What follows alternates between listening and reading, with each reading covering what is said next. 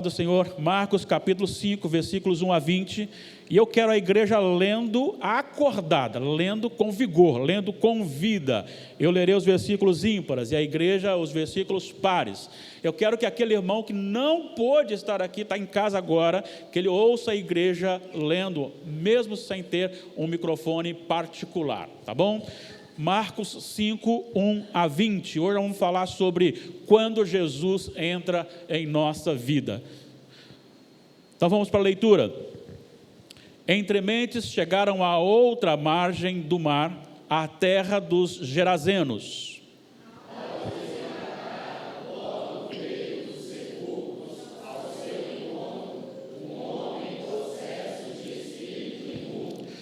O qual vivia nos sepulcros, e nem mesmo com cadeias alguém podia prendê-lo.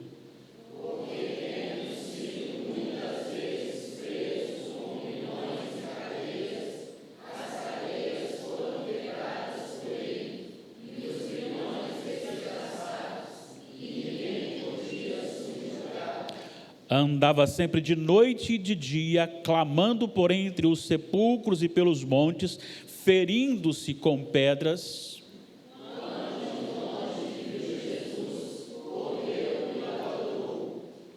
Exclamando com alta voz: Que tenho eu contigo, Jesus, Filho do Deus Altíssimo? Conjuro-te por Deus que não me atormentes.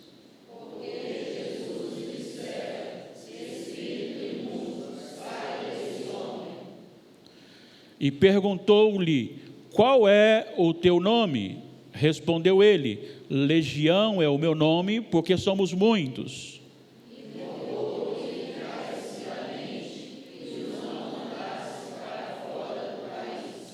Ora, pastava ali pelo monte uma grande manada de porcos.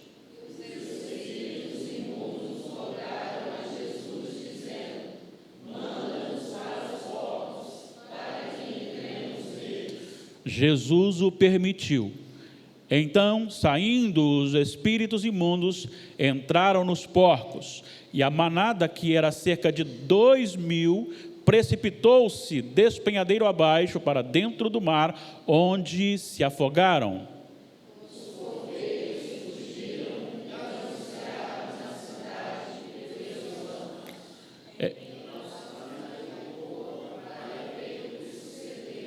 Indo ter com Jesus, viram o endemoniado, o que tivera a legião, assentado, vestido em perfeito juízo, e temeram. Os que haviam presenciado os fatos, contaram-lhes o que acontecera ao endemoniado e acerca dos corpos. E entraram a rogar-lhe que se retirasse da terra deles.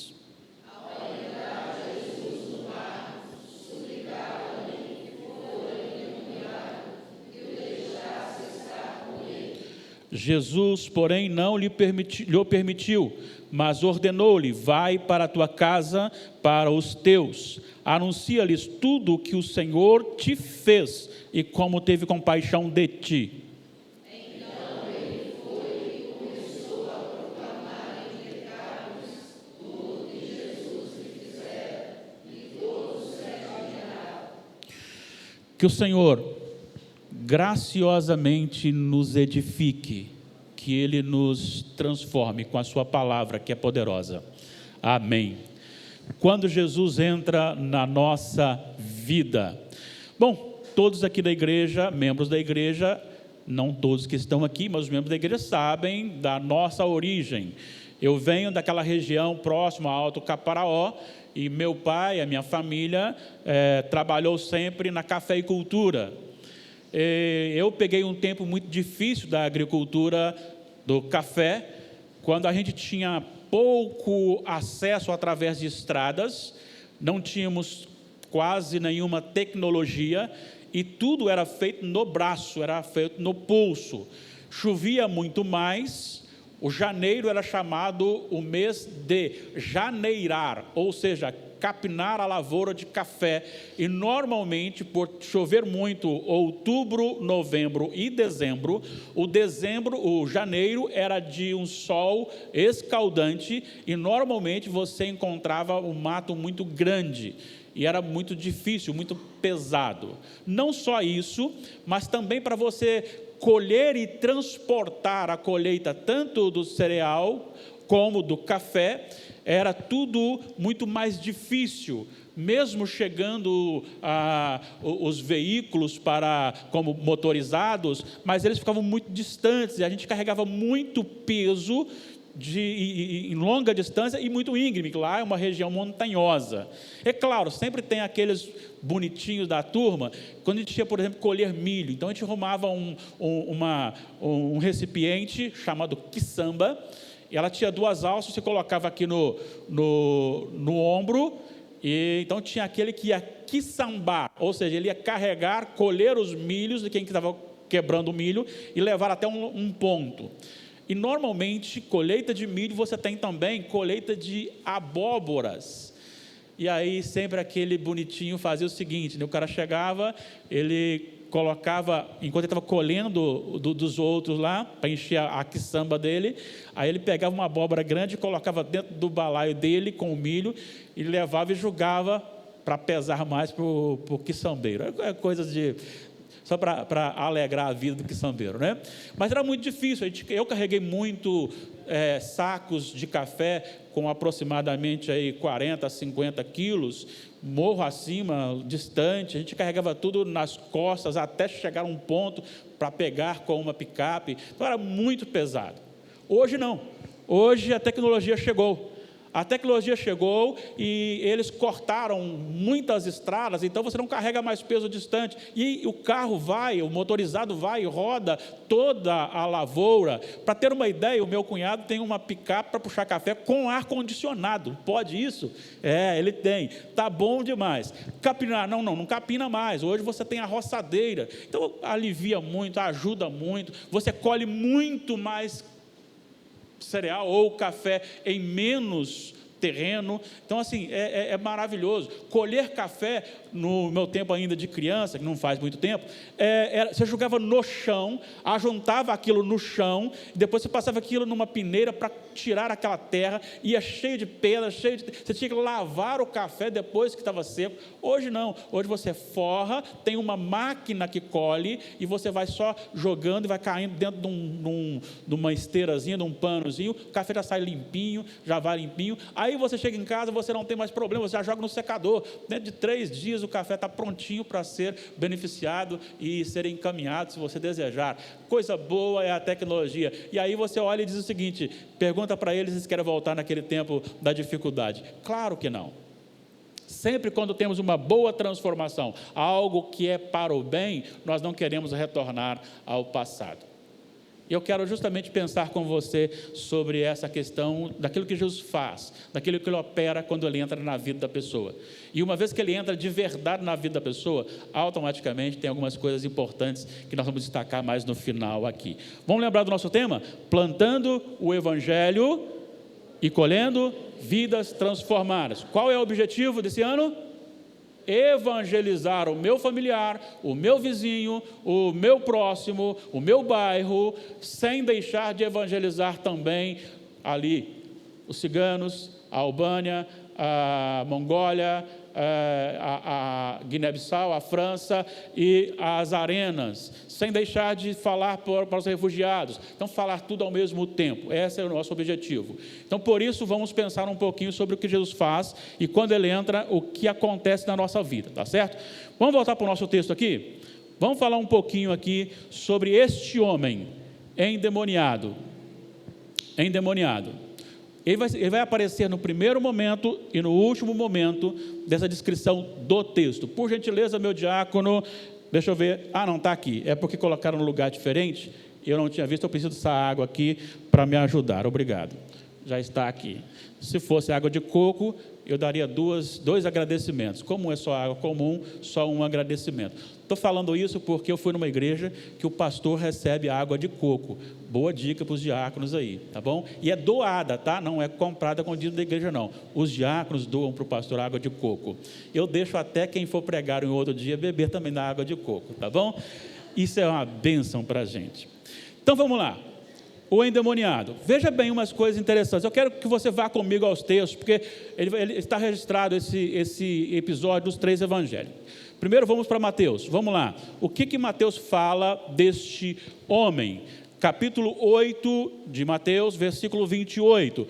Olha só o que ele vai dizer. Primeiro, era um homem endemoniado. Mateus fala de 2 endemoniados. Há controvérsia? Não, não há controvérsia. A questão é que normalmente você quer relatar o fato e não os detalhes do fato. A exaltação é a glória de Deus e não a glória do homem. Então, muitos usam apenas aquele que estava mais em eminência para falar, aquele que estava mais destacado para falar. Então, por isso, alguns registram 2, os outros 2 evangelistas apenas 1. Mas Mateus fala que eles eram, no caso dos 2, endemoniados, né? Está aqui no versículo 28, que eles vieram saindo dos sepulcros e eram extremamente furiosos a ponto de ninguém passar pelo caminho, de tanto medo e perigo. Perigo. Esse é o estado desse homem. Comece a encenar isso. Traz isso para a sua mente como uma cena. Comece a visualizar isto. Estava conversando com um militar esses dias, e esse militar me contou que participou de algo parecido. Esse militar devia ter uns 100 quilos, e com a vestimenta militar, mais aí, sei lá, uns 10 quilos, e ele disse que pegou uma pessoa forte, musculoso, igual o Natan, assim, Natan Valim, e esse moço pulava muros com uma mão só, com um braço só puxava assim, pulava, e este militar, então, conseguiu segurá-lo, travou-lhe o pescoço e com as pernas, e uma outra pessoa, um outro policial de uns 80 quilos, deitou em cima dele, e este rapaz levantou os 2. Então você sabe que não é força humana, não é força humana. É mais ou menos a cena aqui. Totalmente furioso, totalmente furioso. Lucas também, 8, e o Lucas começa no 26. Lucas 8, 26, ele começa falando, havia uma tempestade, né? Jesus sai daquela tempestade no mar, e quando ele sai desembarca, ao desembarcar, veio ao encontro dele um homem, também, possesso de demônios, que havia muito, ou seja, um tempo já estendido, mais um detalhe acrescido agora, não se vestia, então ele andava nu, e também, ele vai dizer que ele não habitava. Lucas dá uma ênfase maior, não é que ele saiu simplesmente dos sepulcros, é que ele não habitava em casas, em cidades, e sim, ele vivia nos sepulcros. Vivia nos sepulcros. Então você tem mais um detalhe, a questão de, quando ele fala saindo do sepulcro, Mateus não se preocupou em dizer que ele estava vivendo ali, mas Lucas já disse que ele estava vivendo ali, que andava nu, e que ele já fazia isso há muito tempo. Marcos tem mais detalhes que nós lemos. Olha só o que diz a partir do versículo 2. Endemoniado, então os 3 falam sobre isso, vivia nos sepulcros, e aí diz, nem mesmo com cadeias alguém podia prendê-lo, porque tendo sido muitas vezes preso com grilhões. O que são os grilhões? É uma corrente amarrada numa bola pesada de chumbo, no pé ou na mão, onde você quiser, para que aquela pessoa não tenha liberdade para andar. E diz Marcos que ele quebrava as cadeias e quebrava os grilhões. E ninguém podia subjugá-lo. Imagine essa cena. Imagine este acontecimento próximo à Nova Brasília. Imagine você morando próximo de um acontecimento como este. Imagine os familiares, se o tivessem. Imagine as pessoas ligadas a este homem. Imagine a tristeza, a dor, o sofrimento deste homem. Então nós vamos parar aqui no homem para falar um pouquinho agora sobre os demônios.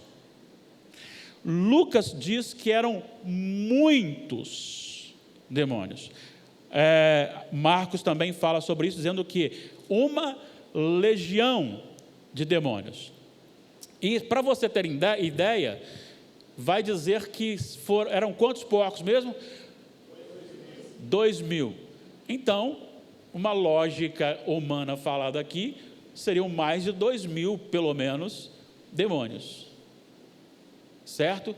Eram muitos, eles reconheceram a divindade de Jesus, e é interessante porque quando você olha aqui em Marcos, capítulo 8, versículo, 5, o versículo 7, 6 e 7, ele viu Jesus de longe, ele correu, adorou, exclamou em alta voz: que tenho eu contigo, Jesus, Filho de Deus Altíssimo. Jesus, Filho do Deus Altíssimo, é o reconhecimento da divindade de Jesus. Os próprios demônios reconheceram e declararam que Jesus sim é Deus. E aí ele usa uma expressão: conjuro-te por Deus que não me atormentes. Também Lucas usa essa expressão, não me atormentes. Mas Mateus vai dizer o seguinte: não me atormentes fora do tempo. Isto aponta para mais uma verdade, que os demônios sabem do seu fim, do seu final. Eles sabem que o seu dia chegará. E esses demônios, eles conheceram, reconheceram e declararam a Jesus, e eles estavam temerosos para que não fossem já lançados no abismo. Por isso eles fizeram um pedido para que fossem lançados nos porcos. Agora, Jesus admitiu. Por que Jesus admitiu? Nem Mateus, nem Marcos, nem Lucas falam por quê. Então você pode conjecturar. E uma das conjecturas que existem, e eu então faço essa, é para fazer conhecido o seu poder entre os gerazenos. Porque era um povo incrédulo, que nós vamos falar nele justamente agora. E aí esses demônios foram expulsos e foram lançados realmente nos porcos. Os gerazenos, eles vieram conferir os acontecimentos, ficaram dominados de terror. Mas há uma coisa seguinte: há uma insensibilidade gigantesca na vida dos gerazenos, porque eles se preocuparam muito mais com os porcos do que com o endemoniado curado. A preocupação maior era os porcos, por isso eles vieram. Mas eles não se importaram com o que Jesus tinha feito na vida do endemoniado, e por isso então eles pediram que Jesus se retirasse deles. Essa era a linha deste povo. Deixa eu dizer uma coisa para vocês. Já acontece há muito tempo na Europa o chamado pós-cristão ou pós-cristianismo. E o que está acontecendo no Brasil é um fenômeno de um levantamento declarado contra todos os princípios cristãos. A ministra da Saúde diz que vai lutar pela legalização do aborto.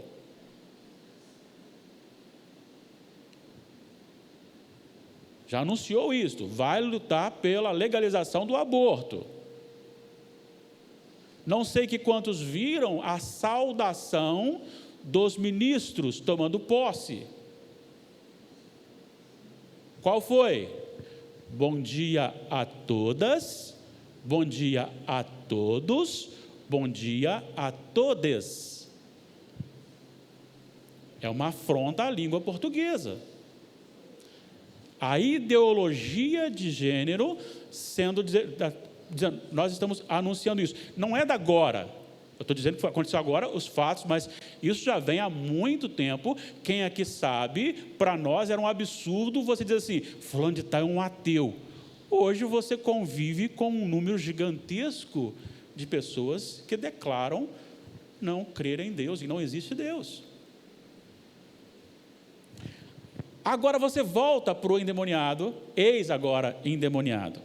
Ele ficou livre da legião de demônios, ele vestiu-se, retornou o seu juízo, desejou a presença de Jesus, ao contrário dos gerazenos, obedeceu a ordem de Jesus. Preste atenção numa coisa,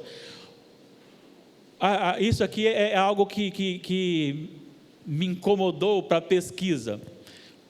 Jesus atende o pedido dos demônios, autorizando que eles vão para os porcos, mas Jesus não atende o pedido do ex-endemoniado de ser seu discípulo, seguidor ali. Aí que eu quero fazer a minha conjectura. Quando ele atende, algo extraordinário acontece. 2.000 porcos, o prejuízo está aí, todos vêm. E agora, este que estava sendo acorrentado pelos gerazenos, por causa da sua violência, e que as cadeias e os grilhões eram despedaçados por ele, que vivia nu, que morava entre os sepulcros e, segundo o evangelista, andava dentro dos sepulcros e nos montes, urrando, gritando, este agora sai para pregar primeiro para os seus e depois para os outros, o que Jesus havia feito na vida dele. Tudo tem um propósito. Tudo tem um propósito. E nós aprendemos algumas coisas com esse texto que eu quero então começar a aplicar, e você pode participar se você quiser, tá bom? Fique à vontade. Primeiro, não se assustem, mas é real.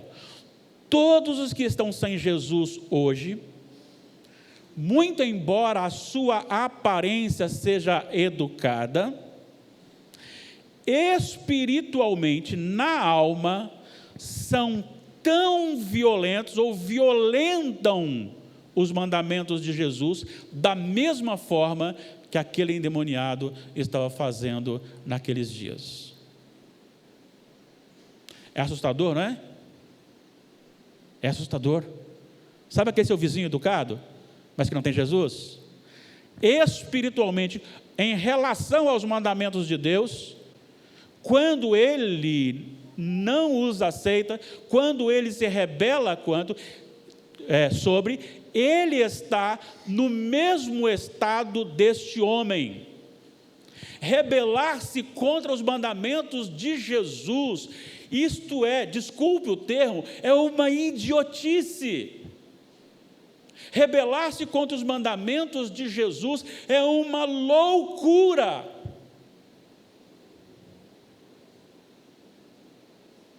E todo aquele que não quer declarar Jesus como seu Senhor e Salvador, este está loucamente condenado. E as suas ações perante o Senhor são tão repugnantes como as ações deste endemoniado, que era no mundo físico, visível, mas no mundo invisível, no mundo espiritual. Todo aquele que não tem Jesus está no mesmo estado, na mesma condição. Sabe, e quando o Espírito Santo me ensinou isso nesse texto, eu fiquei muito preocupado, porque eu tenho parentes dessa forma. Eu tenho amigos desta forma. Eu tenho pessoas que eram da igreja, que hoje abandonaram dessa forma.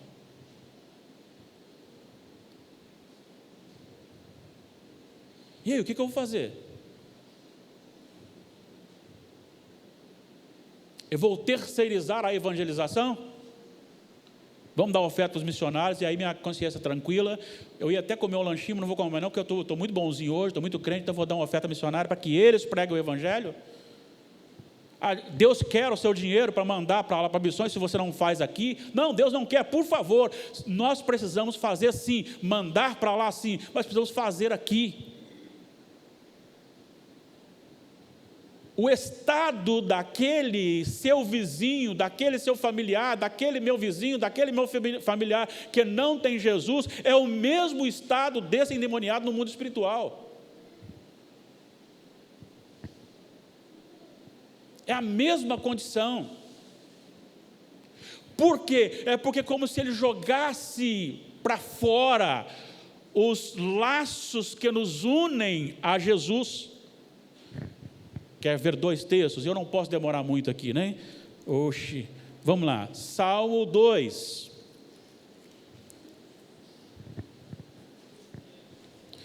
Salmo 2. Que diz o Salmo 2? Versículos 1 a 3. Vamos ler juntos? Porque se enfurecem os gentios e os povos imaginam coisas vãs. Segura aí. Porque o quê? Se enfurecem. O que aquele endemoniado fazia? Ele era extremamente furioso. Agora olha o que ele diz aqui mais, versículo 2: os reis da terra se levantam e os príncipes conspiram contra o Senhor e contra o seu ungido. Segura aí. O que aquele endemoniado fazia? Impedia que pessoas de bem passassem próximos. Agora, o que eles querem, o que eles maculam, o que eles maquinam, o que eles desejam fazer? Versículo 3, vamos lá? Rompamos os seus laços. O que aquele endemoniado fazia quando a pessoa ia para contê-lo? Quebrava tudo. Aquele que não tem Jesus, a sua maneira de dizer ao mundo e de viver no mundo é justamente isso. Eu não quero o domínio de Jesus, eu não quero o reino de Deus sobre mim, a minha vontade tem que prevalecer, eu preciso fazer o que eu amo, o que eu gosto de fazer. Já ouvi sobre duas pessoas que já passaram por esta igreja. Uma delas disse: eu agora vou sair e vou procurar outra igreja, porque eu não quero igreja que se meta na minha vida. A outra diz: estou numa igreja maravilhosa, porque lá eles cuidam da minha filha e eu posso viver a minha vida normalmente, ninguém sabe nem o que eu estou fazendo, ninguém fica me cobrando nada. Não quero ter vínculo, não quero ter vínculo com Jesus, compromisso com Jesus. Muito embora, se você perguntar, essa pessoa dirá: eu amo a Jesus. Mas o que Jesus disse? Aquele que me ama, guarda os meus mandamentos. Hebreus, capítulo 10.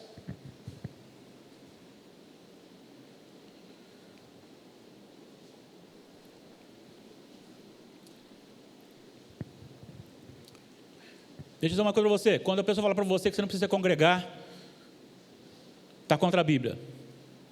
Olha só o que diz o versículo 25: não deixemos de congregar-nos, como é costume de alguns, antes façamos admoestações, e tanto mais quando vedes que o dia se aproxima. Agora ele fala uma coisa muito séria, presta atenção no versículo 26 em diante: porque se vivermos deliberadamente em pecado, depois de termos recebido o pleno conhecimento da verdade, já não resta sacrifício pelos pecados. Olha a seriedade desse texto. Esse texto me mete medo. Olha só o que ele continua: pelo contrário, certa expectação horrível de juízo e fogo vingador, prestes a consumir os adversários. Ou seja, não há sacrifício, pelo contrário, há juízo. Olha o que ele continua dizendo: sem misericórdia, morre pelo depoimento de 2 ou 3 testemunhas quem tiver rejeitado a lei de Moisés.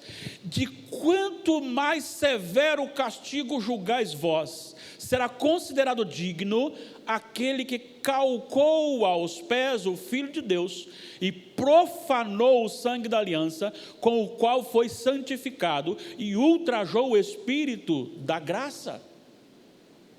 Todas as vezes que eu peco deliberadamente, o que é isso? Não é uma queda,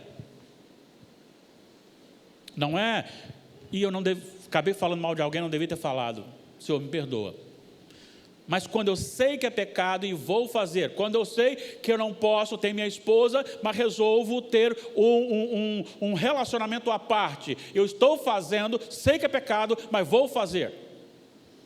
Eu já ouvi de pessoas dizendo o seguinte: eu vou fazer isso, e aí a pessoa disse assim, eu disse assim, mas você sabe que isso é pecado, Jesus não aprova isso. Eu sei que, claro, não aprova, mas eu vou fazer, deliberadamente.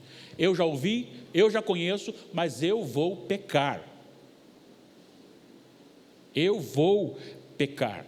Então quem está fora de Jesus, ele tem a mesma posição desse endemoniado, embora possa ser uma pessoa educada, embora seja uma pessoa de paz, mas espiritualmente ele está ferindo os mandamentos de Jesus. E está ferindo os mandamentos de Jesus, está ferindo Jesus. E aí ele está nesse quadro, ou nesses quadros que eu acabei de citar, Salmo 2 e Hebreus 10. A rebelião contra Deus é uma ação extremamente violenta e demonstra subserviência aos demônios. Você está entendendo o que eu estou querendo afirmar para você sobre a questão? Você fica com medo. Eu me lembro que certa feita estava um grupo, eu estava chegando de férias e tinha um domingo ainda, e fui convidado para culto de emerência do presbítero saudoso, o presbítero João Meneguzzi. E como eu estava chegando de férias e ainda estava de férias naquele domingo, Damares e eu fomos para lá. E fizemos lá, participamos lá, e quando nós viemos embora, nós viemos então por Itacibá, só que naquela primeira entrada ali para Porto Santana ali, o trânsito estava parado, tinha acontecido um acidente, não passava ninguém nem para lá nem para cá, e como eu tenho o caminho, a opção de subir para o Valverde, então nós manobramos e subimos. Interessante como Deus conduz as coisas, porque se eu fosse pelo caminho normal, eu morava aqui na Rua Brasília ainda, eu ia passar por lá, né, da principal lá, para sair lá em casa, não passaria aqui dentro da igreja, perto da igreja, na rua da igreja. Mas como nós subimos pelo Valverde, aí eu tive que passar aqui perto. E aí quando eu estava passando aqui, tinha um grupinho reunido ali nessa parte externa aqui.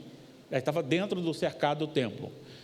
E a Damares falou comigo assim: parece ter um demoniado ali, você vai parar? Eu falei: eu não vou chamar, eu não sou caça-fantasma, né? Eu não sou caça-demônios, deixa os meninos lá, eles trabalham lá. Mas interessante, sabe o que é? É que tinha grupos de pessoas escondidas atrás dos postes, olhando o que ia acontecer. Os curiosos. Não vou contar o resto, não, só vou dizer para você que o Senhor mandou o demônio embora antes dele ir embora. Ele queria levar o endemoniado embora antes de ser liberto, mas depois, não, realmente Jesus libertou, ele foi embora. O que eu estou querendo dizer para você é o seguinte: tem muitos que você não vê,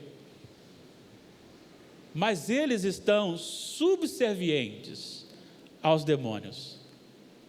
Sabe quando você usa a sua língua para denegrir a igreja de Deus?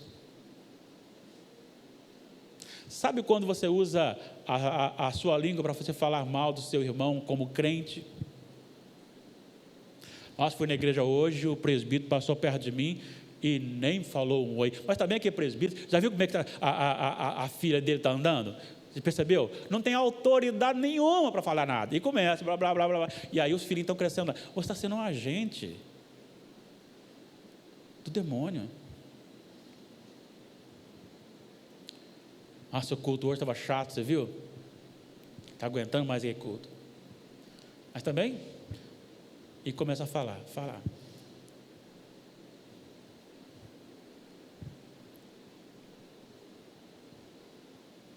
Quando você vem para a igreja vestido sensualmente, agente do diabo. A sensualidade não pertence a Deus. Ela pertence a Deus naquilo que Ele deu para o casamento, mas não para ser mostrado para os outros.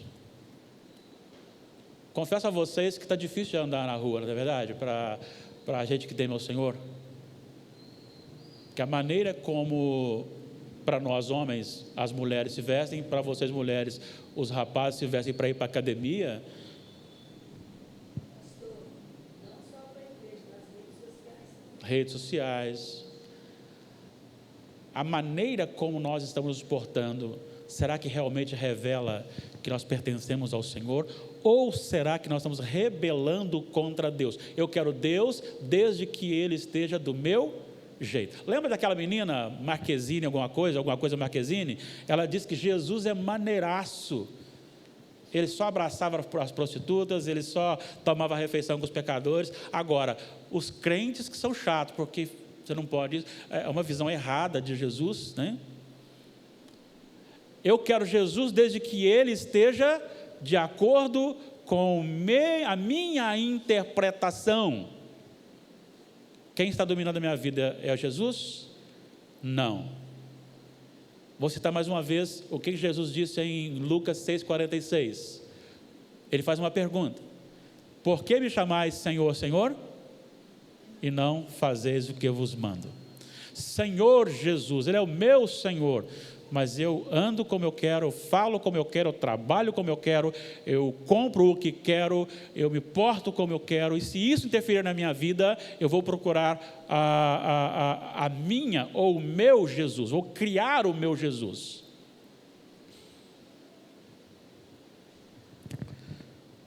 Terceiro, muitos reconhecem a Jesus como divino, prestam-lhe a adoração, mas não quer tê-lo por perto. Este pode ser o seu vizinho, pode ser um irmão seu, o pai seu, a sua mãe. Chega ali agora na praça ali e pergunta se crê em Jesus. Qual é a resposta? Sim, creio. Eu tenho um amigo em particular aqui, na verdade eu tenho vários amigos aqui na praça, tá, gente? Vocês não sabem disso não, mas eu tenho. Há poucos dias, a Rayane, membro desta igreja, lá na congregação Betel, chegou para mim e disse: pastor, conheci um amigo seu. Oh, que bênção, o mendigo lá entrou no ônibus, estava todo... E aí, quando ele foi conversar comigo, eu falei que era cristão, ele disse: qual igreja? Presbiteriana, de Nova Brasília? Porque se for lá, eu conheço o pastor. Eu falei: ah, bom, então já sei quem é. Tem alguns aí que eu conheço, né? Mas tem um em particular, que de vez em quando ele vem aqui, ele diz assim: eu odeio a lei, eu gosto da graça. Jesus não quer que eu faça as coisas, Ele me dá a salvação de graça. Então, na visão dele, ele pode continuar usando tudo que ele está usando de drogas, as mais variadas. Ele pode continuar no vício, pode continuar na vida porca que ele está, que ele será salvo porque um pastor pregou para ele que é essa graça que salva. É essa graça que salva. Mas ele, e aquele vizinho seu que diz, não, mas eu acredito em Jesus também. Não, mas eu não quero agora, não. Não, eu não vou, não quero ir na igreja com você, não. Não, Bíblia para mim cansa. Não, eu quero tomar minha cerveja, eu quero ir para minha balada.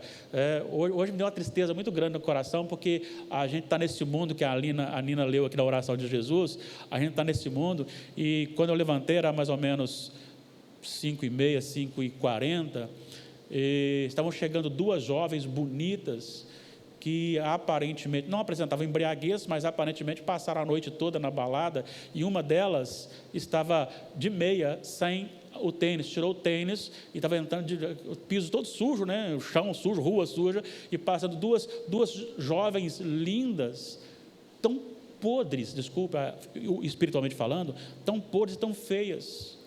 Este é o mundo, é isso que Satanás quer, é isso que Satanás quer. Talvez aquele seu vizinho, aquele seu parente, ele está neste quadro, e você está do lado dele, você tem a cura para ele. Lembra que eu falei uma vez aqui? O que você faria se você soubesse que você fosse o primeiro a ser informado? Que um grupo de cientistas descobriram uma injeção baratinha, que dava para comprar, qualquer um pode comprar, que apenas uma injeção curaria, mataria o câncer. O que você faria? Sabendo que tem cancerosos que você conhece. Ficaria com ele tranquilo para você, não informaria para eles? Você correria para eles e ligaria, olha, saiu agora, descobriram agora, é uma injeção, e é só uma injeção, e nós temos a resposta para o mundo, é só Jesus. Agora, como nós vamos colher corações transformados se nós não plantamos o Evangelho? Como? Vamos mais. Independentemente do estado do seu familiar, vizinho, amigo ou outros, Jesus pode promover libertação. É isso que eu estou sentindo falta na igreja, falta crer no poder transformador do Espírito Santo. A gente não crê mais que esta palavra, e só esta palavra, é capaz de mudar um coração. Não adianta os gerazenos reunirem, não adianta os gerazenos fazerem retiros espirituais, não adianta os gerazenos tentar amarrar com cordas para ficar na igreja, se o Espírito Santo não agir, se o Espírito Santo não transformar, se o Espírito Santo não libertar, a pessoa não fica. Nós podemos trancar as portas aqui, você ficará fisicamente aqui, mas espiritualmente não, se você não estiver ligado. Agora, se o Espírito Santo transformar a sua vida, se ele transformar o seu coração, estando aqui ou fora daqui, você estará ligado em Jesus. Eu preciso crer que a minha palavra, às vezes repetidamente falada, aquele meu vizinho, mas já falei tanto para o meu irmão, eu já falei tanto para os meus pais, eu já falei tanto para o meu filho. Não falou tanto não, você só falará tanto o dia que o Senhor lhe retirar, ou retirar ele. Eu não vou arriscar o nome dessa pessoa. Para mim é Calvino, ou Lutero, um dos dois. Orou 20 ou 30 anos pela conversão de dois amigos em particular. Se eu não estou equivocado, um se converteu no momento da enfermidade, que é para a morte, e o outro no ofício fúnebre. Ou seja, ele praticamente não viu o resultado, mas o cara orou por eles 20 ou 30 anos, ininterruptamente. A gente precisa crer nisso. Quem salva é o Senhor. Lutero usou uma frase sobre boa ação, ele diz assim, Deus não quer nossas boas obras, Ele não precisa das nossas boas obras, mas o meu vizinho precisa. Então Deus usa a minha boa obra para abençoar o meu vizinho. Deus não precisa, é Ele que salva, não é a minha palavra que vai salvar o meu vizinho, não é a minha palavra que vai salvar o meu filho, não é a minha palavra que vai salvar o meu pai, não é a minha palavra, mas o Espírito Santo. Mas Ele me usa, eu preciso compartilhar, eu preciso crer que Jesus pode libertar, eu preciso buscar isso com ansiedade. Nossa oração. Eu estarei agora, a minha agenda de 2003 está um pouco espalhada para fora da igreja, e uma da minha agenda, um item da minha agenda, é no dia 9 de fevereiro, eu estarei falando online para a Confederação Nacional de SAFs, sobre oração, estaremos orando. E quando você pensa na questão da oração, eu pretendo falar sobre o conteúdo da oração. Qual tem sido o conteúdo da nossa oração como igreja? Saúde, proteção, emprego. Está errado? Não está errado não. Até o copo d'água você tem que pedir, porque ele é dom de Deus, é dádiva do Senhor. Mas a essência da oração deveria ser conversão de almas, purificação de coração, enchimento do Espírito, dos meus e daqueles que estão perto de mim. Eu prefiro morrer com 50 e poucos anos, cheio do Espírito Santo, do que viver 100 anos vazio do Espírito Santo. Eu posso ter uma saúde de ferro sem Jesus, eu estou perdido. Eu posso estar comido pela enfermidade, com Jesus eu estou bem. Eu preciso buscar isto. Senhor, a minha vizinha, gente, acho que eu posso falar aqui, porque ela vai ouvir, a minha vizinha está acabando com a porta do meu carro. Eu agora já estaciono meu carro, já compramos um pano, já colocamos na porta e fechamos, porque ela está acabando, meu carro, a cor preta fica mais visível, ela está acabando com o meu, mas é gente boa, minha vizinha, eu não vou brigar com ela por causa disso. Seu Everson, o senhor colocou aquele pano lá porque a minha porta é assim, vizinha. Então eu vou cuidar mais. Aí quando eu cheguei, aí 2 dias está centralizado na faixa. Aí quando for no terceiro dia já está em cima da faixa. Ou seja, já bateu a porta de novo. Mas eu preciso testemunhar o Evangelho para ela, falar o Evangelho para ela. Eu preciso crer que o Senhor Jesus pode transformar a vida dela. Eu preciso crer nisso. Quando isso acontece, o coração, ele é quedado à presença de Jesus e a obediência aos seus mandamentos são realizados. Sabe, assusta-me a falta de sede de Deus da igreja de Deus. Assusta-me a preguiça da congregação em se reunir. E quando se reúne, a letargia na presença de Deus.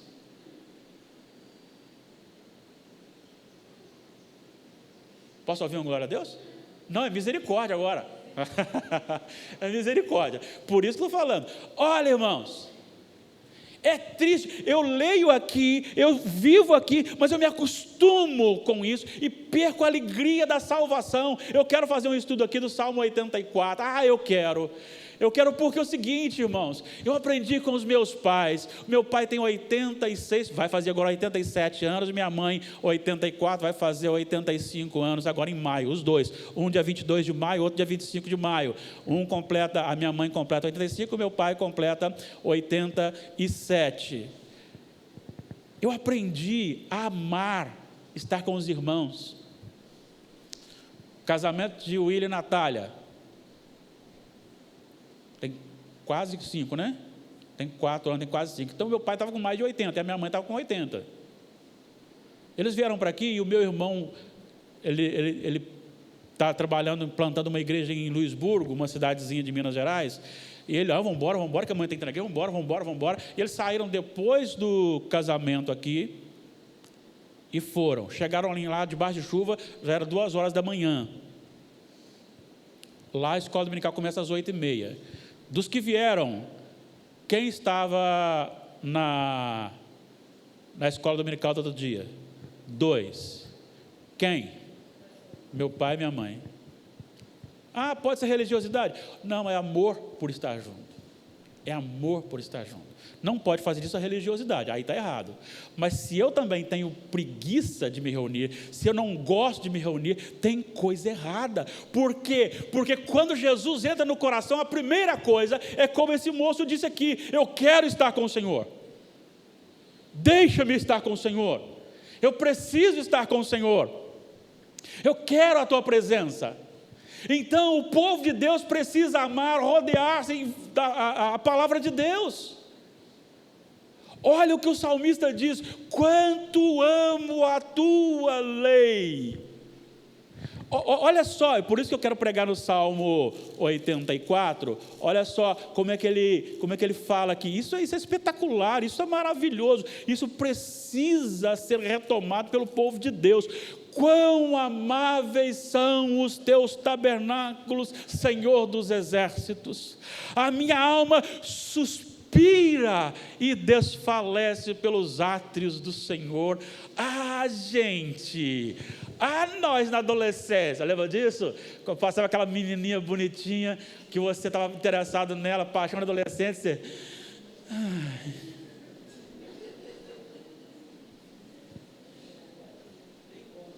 Não, os adolescentes de hoje comem festa, mas nós não comíamos, não. E o medo de sujar a boca perto da menina? Chamava a atenção. E você era apaixonado, passava assim, aí dava aquele frio na barriga assim, né? Hoje, se for dar um frio na barriga, gela tudo, porque o barrigão do doutor vai gelar tudo. Mas dá aquele friozinho da barriga, aí passava assim.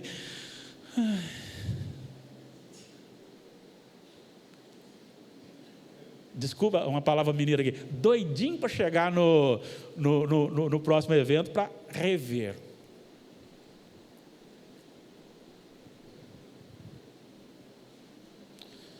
Gente, eu não conhecia Damares ainda, mas eu andava 4 quilômetros para aniversário, voltava 10, 11 horas da noite, não tinha asfalto, não tinha carro, não tinha, era a lua que iluminava, para chegar em casa, para tomar banho, porque andou 4 quilômetros, todo sujo de novo, para no outro dia levantar 6 horas para trabalhar, mas a gente fazia.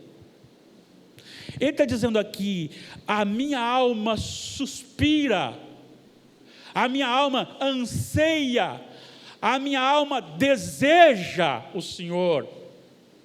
Nós precisamos disso. Aquele moço disse: Senhor, eu quero ir contigo, eu quero ficar na tua presença, eu não quero mais voltar para os túmulos, eu não quero mais voltar para os montes, eu não quero mais ir para casa, eu quero ir na tua presença, eu quero estar na tua presença, eu quero seguir o Senhor. Anseio por Deus. Quando há transformação, a sede de Deus. Quando há transformação, a sede por Jesus. Salmo 51 retrata bem o que a igreja tem vivido ultimamente. Versículos 10, 11 e 12. A igreja precisa fazer: cria em mim, ó Deus, um coração puro, e renova dentro em mim um espírito inabalável. Não me repulsa a tua presença, nem me retires o teu Santo Espírito. Essa parte, não restitui-me a alegria da tua salvação. Você tem, e eu tenho, nós temos a única bênção suficiente para a nossa vida. Você pode, pecador como você é, eu posso, pecador como eu sou, falar com um Deus santo. E quando nós falamos de Deus santo, estou falando de um Deus que você não consegue saber o que é a santidade de Deus. Eu não consigo saber o que é a santidade de Deus. Nós estamos daqui lá de cá, cheio de cataratas, nós não vamos conseguir identificar o que é santidade. É muito mais do que tudo aquilo que você possa imaginar, essa santidade. E você pode virar para ele e falar: Pai. E pai não é papai, é reverência, muito mais do que papai. É uma intimidade com reverência, profunda reverência. Você pode contar para ele que você está triste. Você pode contar para ele que você está com vontade de pecar, embora você não queira pecar, mas você está querendo pecar. Você pode contar para ele as suas coisas mais... Lembra quando você chega em casa, o seu filho ou a sua filha vai contar para você coisas triviais? Você abre o coração para o Senhor, Ele está pronto para lhe ouvir. Nós precisamos ansiar por isso, ansiar por Jesus, ansiar pelo Senhor, através da leitura da palavra e vida de oração.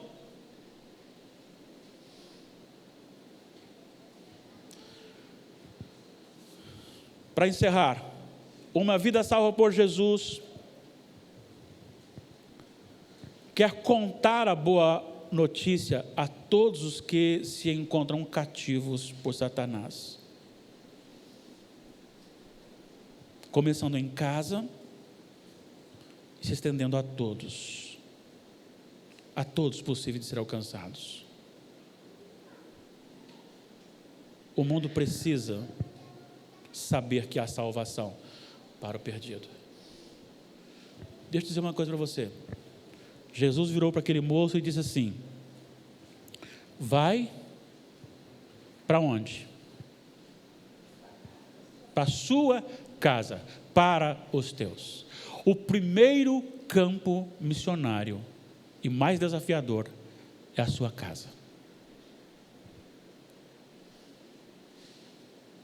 Já falei isso em outros momentos por causa do nosso tema. O mais desafiador e o primeiro campo missionário é a nossa casa. Mas aquele moço não se conteve. Ele não falou só para os seus. Ele saiu pregando num conjunto de 10 cidades. Tem um detalhe para eu encerrar. Um detalhe. E esse detalhe para mim ele é essencial. Ele não saiu pregando sobre Jesus.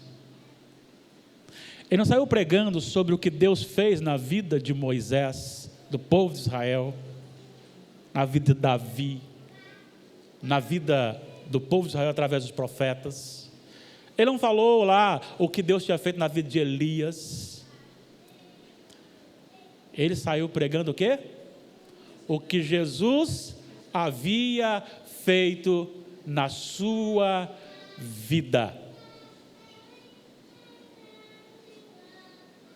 Será que as pessoas podem ver em mim o que os gerazenos viram naquele ex-endemoniado? E eu fecho então com esta ilustração real, fato. Um grande amigo meu, Hélio, ele pode até ouvir depois, que lá em Carandaí é diácono da Igreja Presbiteriana de Carandaí. Hélio é amigo de infância. E o Hélio era bem sem juízo. Sabe aquele camarada que dormia com bola, tomava café com bola, almoçava com bola, era bola, bola, bola, era bom de bola e corajoso na bola a ponto de, por exemplo, se a bola tivesse alguma coisa ou para fazer o gol ou para defender, numa alturinha assim, e o cara entrasse chutando, ele punha a cabeça na frente, sem problema. Hélio ficou um pouco rebelde, começou a usar umas coisas que não devia, nunca viciou também, graças a Deus, mas o Hélio era um camarada meio estranho, e aí nós fomos nessas idas atrás de gancinhas, no Príncipe, onde eu encontrei essa menina aqui, lá no Príncipe. Ele chegou lá e os camaradas lá, porque nós éramos da parte de cima e eles da parte de baixo. Aí chegando lá, os camaradas começaram a criar problema. Eu falei assim: vem cá, não, se vieram aqui, nós vamos pegar vocês. Claro que eu não fui, lógico, né? Mas o Hélio foi, e foi sozinho. E o Hélio, então, pegou uma faca e afiou aquela faca, tanto que ele é muito peludo, ele passava assim, ó, era como uma gilete, como uma navalha. Colocou aquela faca na cintura e partiu. Quando o cara foi para cima dele, e o cara usava uma camisa aberta, quando ele meteu a mão na faca, o cara viu que ele estava com a faca, o cara virou as costas para sair correndo, ele meteu lá no sangrador aqui, ó. Vocês não conhecem, vocês não sabem, não, eu também conheço não, mas foi assim, tá? Quando ele fez assim, o cara fez isso. Quando ele fez isso, a faca pegou em cima da camisa e desceu riscando as costas do cara e abriu, a camisa ficou em duas partes. E ele também foi embora. Hélio era aquele camarada, você falasse com ele assim, eu duvido que você tome, isso eu vi pessoas falar com ele, num boteco lá, duvido que você tome esse copo cheio de cachaça, lotado. Ele, duvida? Então eu bebo, e bebia. Certo dia, e o pai dele já tinha pregado para ele, que era evangélico, ele foi criado na igreja. Certo dia o Espírito Santo entrou na vida do Hélio. E depois que o Espírito Santo entrou na vida do Hélio, alguns dias, alguns meses depois, eu desci no Príncipe, porque agora estava tudo mais calmo, eu não tinha problema com isso, né? Não era eu que tinha dado o problema lá. E aí então, os comentários, o Hélio está irreconhecível, não é o mesmo. E não era mesmo. Nunca mais foi.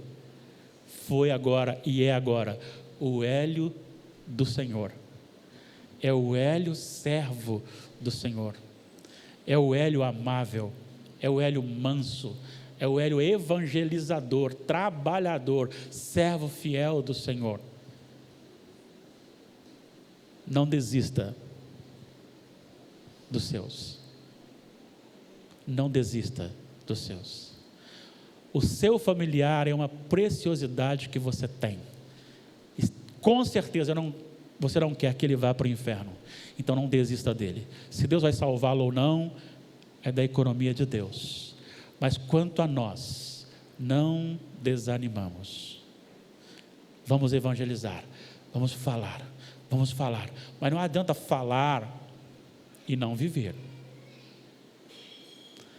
Não adianta eu dizer para você assim, nossa, isso aqui é tão gostoso, tão pouquinho. Não, quero não. Eu tenho que ser cristão. Eu quero que nessa semana,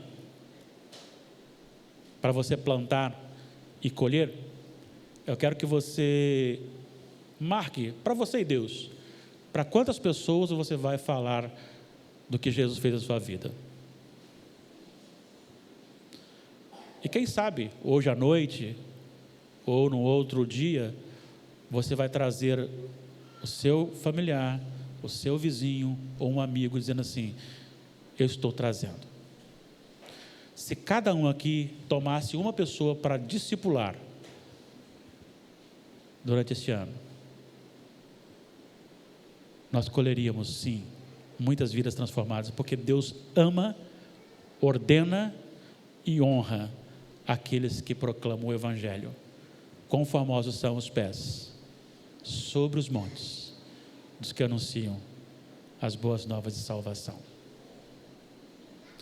Você pode estar morando do lado ou com um gerazeno espiritualmente endemoniado, no mundo espiritual, e violento.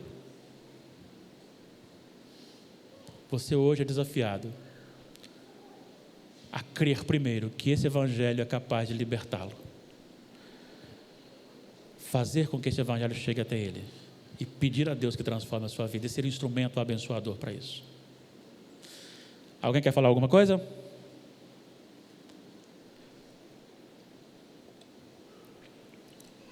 Hoje à noite falaremos sobre uma missionária sem nome. Livre para servir. Venha e veja. Vamos orar? Vamos colocar em pé.